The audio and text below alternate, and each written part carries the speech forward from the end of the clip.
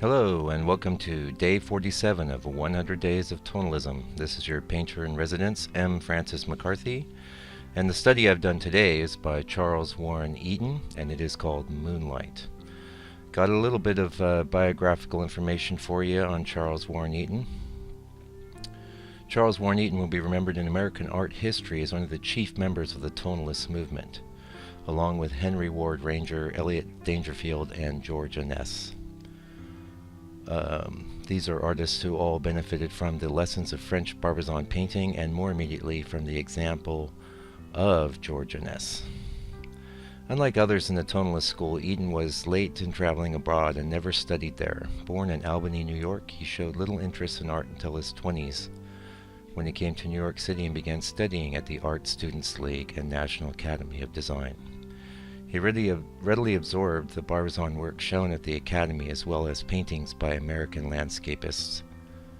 His studio mate, Leonard Auckman, was a native Dutchman who no doubt stirred Eaton's interest in Europe. In 1886 he traveled with Auckman to Gretz, near Barbizon, Paris, London, and Holland.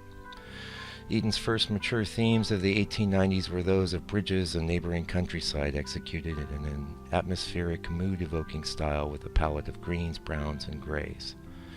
He chose the romantic town of Bruges, the haystacks along the low-lying Dutch plains as subject matter, but carefully selected the time of day, namely twilight or dusk, and the season, autumn or winter, to coincide with his unique sensibilities. An important event occurred in 1889, as the story goes. Anness, who had a studio in the same building as Eaton, walked through his open door one day, admired his paintings, and then stepped back to read the name on the door plate. He returned the next day, purchased a painting, and initiated a relationship which would remain a source of pride to Eaton, and as well it should be. If one of the greatest landscape painters ever is buying some of your work, that's high praise indeed. Anyway, this study is going pretty rapidly. You can read some bit about the execution of it and some other thoughts I have about it on today's blog post that corresponds.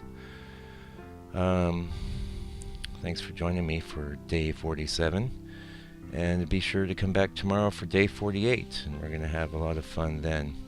Meanwhile, I want you guys to stay out of trouble, take good care, and we'll see you tomorrow.